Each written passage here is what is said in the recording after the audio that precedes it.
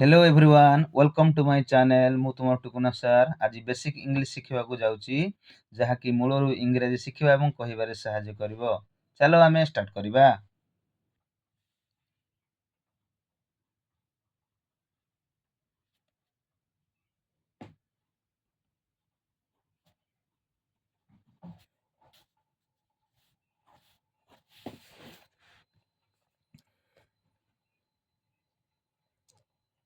चलो आमे स्वरवर्णु स्टार्ट करिबा।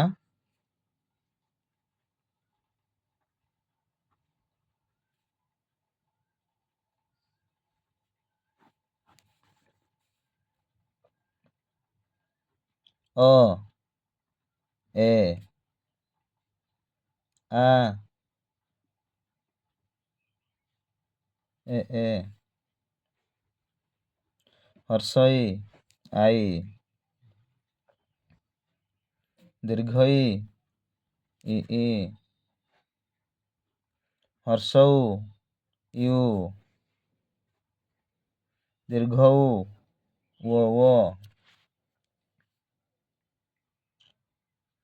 हर्षरु आर यू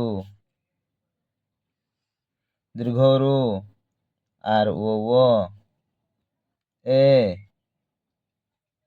ଇ ବା ଏ ଐ A I O ଔ A you ବା ଆମେ ଓ ୟୁ ମଧ୍ୟ କହିପାରିବା। ତାପରେ ପିଲା ଆମେ ବ୍ୟଞ୍ଜନ ବର୍ଣ୍ଣକୁ ଯିବା।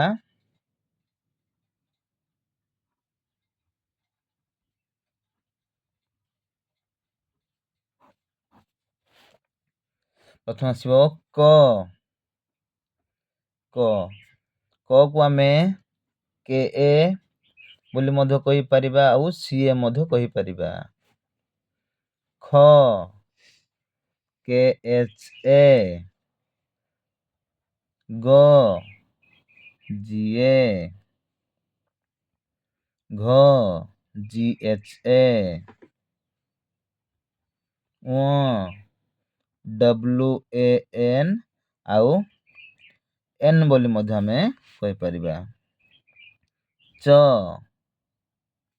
ସି ଏଚ୍ ଏ ଛ ସି ଏଚ୍ ଏଚ୍ ଏ ଏପଟେ ଲେଖିବା ଜ ଜେ ଏ ଝ ଜେ ଏଚ୍ ଏ ନ୍ୟ ଏନ୍ ୱାଇ ଏ ଟ ଟି ଏ ଠ T H A d D A ବା ଏଠେ ଡ଼ ବୋଲି ମଧ୍ୟ କହନ୍ତି। ଢ ଡି ଏଚ୍ ଏ ଏପଟେ ଲେଖିବା ଣ ଏନ୍ ଏ ତ ଟି ଏ ଥ T H A the D A ଧ ଡି ଏଚ୍ ଏ ନ ଏନ୍ ଏ ପ ପି ଏ ଫ ପି ଏଚ୍ ଏ ତଳକୁ ଲେଖିବା ଏଠି ଜାଗା ହବନି ବ ବି ଏ ଭ ବି ଏଚ୍ ଏ ମ ଏମ୍ ଏ ଜ ୱାଇ ଏ ବା ଜେ ମଧ୍ୟ କହିପାରିବା। ର ଆର୍ ଏ ଳ ଏଲ୍ ଏ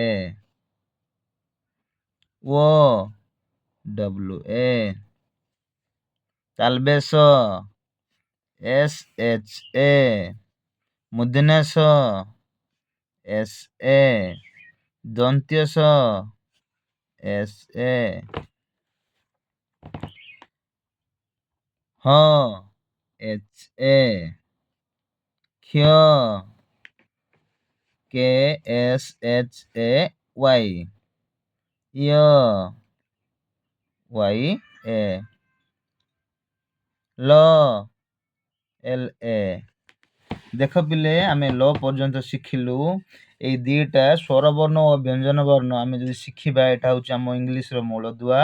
ଆମେ ଯଦି ଶିଖିବା ତାହେଲେ ଆମ ଇଂରାଜୀରେ ଲେଖିବାରେ କିମ୍ବା ଉଚ୍ଚାରଣ ହେବାରେ କହିବାରେ ସମ୍ପୂର୍ଣ୍ଣ ରୂପେ ଆମର ଠିକ୍ ହେଇପାରିବ। Thank you.